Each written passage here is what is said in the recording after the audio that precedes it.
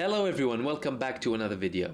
I wanted to talk to you about the attacks that were carried out by the Islamic resistance in Iraq against strategic Israeli locations. Now, ever since this genocide began and the Iraqi resistance went in the battle and started attacking Israel, they focused on very strategic areas, but we have a different scenario nowadays in terms of the intensity of these attacks. So in the past 2 days, the Iraqi resistance attacked the Haifa oil refinery, 2 UAV attacks against the Ashdod port, a Haifa airport attack, and an attack in the Golan Heights that they did not specify exactly what they attacked there. So in total, we have 4 attacks from the Iraqi resistance in the course of 2 days against strategic Israeli targets. This proves of several things. Number one, the pause is long gone now, because the Iraqi resistance, if you recall, they had a pause. That ended approximately 4 weeks ago. The escalation is continuing. So it's not that they stopped attacking, they're focusing all of their attacks on Israel now. Where we had previous attacks on US bases in Iraq, all of these attacks now are diverted to Israel. They obviously had attacks against Israel. They attacked also the Karish gas field, multiple other strategic locations that they sometimes did not disclose, by the way.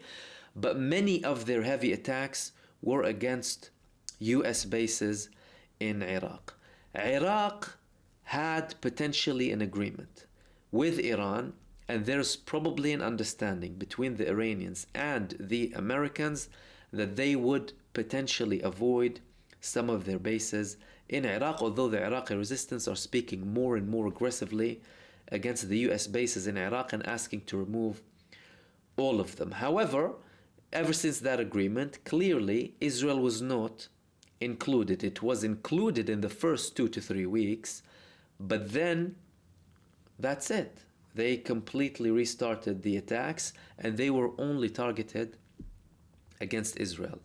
Now note, because this agreement was potentially made between Iran and the US, because they had a very senior meeting back in January this year, the US administration could have asked that they avoid attacking Israel as well.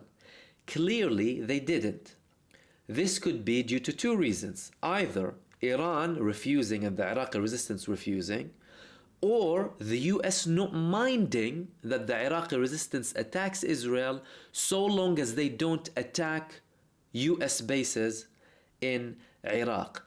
And we have more and more leverage being used from the US against Israel, especially with Biden's latest statement, phone call that he had with Benjamin Netanyahu, and the fact that we're being told that he was dictating things for Benjamin Netanyahu that were later translated on the ground, particularly with the aid from Gaza and the aid to North Gaza and the opening for the first time since the beginning of this genocide of the Erez checkpoint, which is an Israeli checkpoint in the northern part of Gaza, between Israel and Gaza, that hasn't been active, and Israel refrained from using it because they claimed Hamas destroyed it on the 7th of October. And these were the main things that I want to talk to you about in this video, and I will see you soon in the next video. Take care.